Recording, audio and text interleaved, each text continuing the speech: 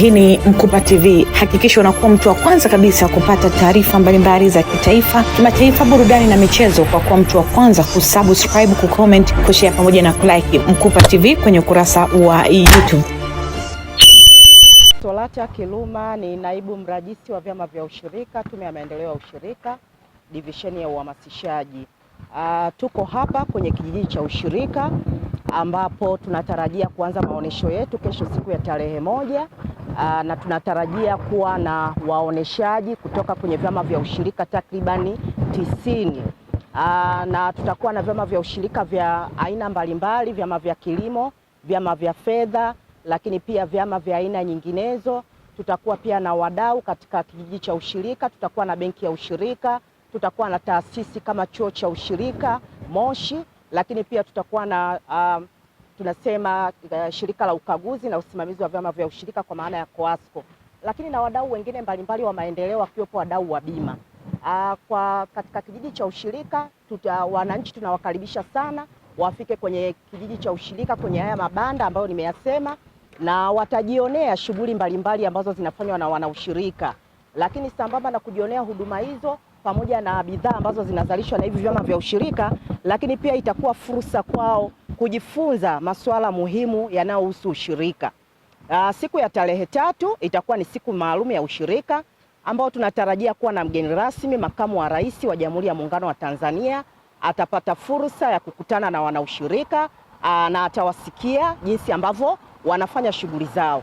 Lakini pia kupitia siku hiyo muhimu ya ushirika tutakuwa na matukio muhimu ambayo tutaenda kuyazindua mbele ya mgeni rasmi, ikiwemo kuingia makubaliano pamoja na taasisi wadau ambao tumekuwa tukifanya nao kazi, lakini pia kuna taarifa ambazo tulikuwa tumezifanyia kazi muda mrefu. Kwa hiyo pia tutaenda kuzizindua kupitia siku hiyo muhimu ya ushirika. Lakini pia tarehe 6 mwezi wa 8 tutakuwa na kongamano la wanawake ambao wanatoka kwenye ushirika pia. Kwa hiyo tunawakaribisha pia wanawake wengine waweze kuungana na wanawake wa ushirika katika siku hiyo muhimu kuweza kusherehekea mambo muhimu ambao wanawake wa ushirika watakuwa nayo kwa siku hiyo.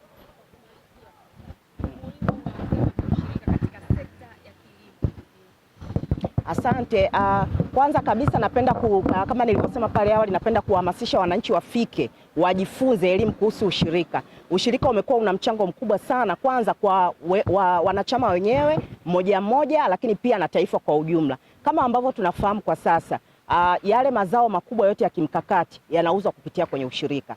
Kwa hiyo bei ambazo wanawapata wale wakulima au wanachama ni bei shindani, lakini pia malipo yao yamekuwa yakipatikana kwa wakati, lakini pia serikali imekuwa ikipata tozo zake pia kwa wakati. Kwa hiyo utaona namna gani ambavyo ushirika umekuwa ukichangia katika uchumi. Lakini pia swala zima la pembejeo, ukiangalia kwa sasa vyama vyetu vya ushirika pia vimekuwa muhimili muhimu katika kuhakikisha kwamba pembejeo zinawafikia wale wakulima kwa wakati. Kwa hiyo tutaona namna gani ambavyo ukiwa mtu mmoja mmoja inaweza ikawa ni changamoto kupata huduma kama hizo za pembejeo ambazo zitawasaidia katika kilimo. Lakini pia tunavyo vyama vya ushirika vya akiba na mikopo kama ambavyo nimejaribu kusema.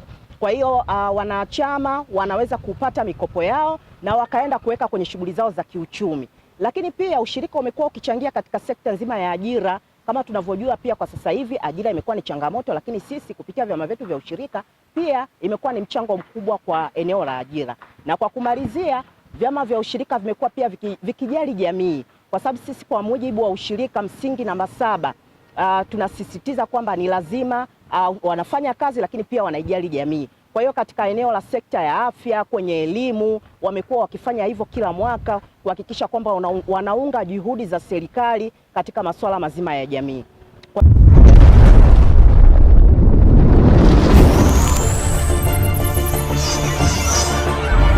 Hii ni Mkupa TV. Hakikisha unakuwa mtu wa kwanza kabisa kupata taarifa mbalimbali za kitaifa, kimataifa, burudani na michezo kwa kuwa mtu wa kwanza kusubscribe, kucomment, kushare pamoja na kulike Mkupa TV kwenye ukurasa wa YouTube.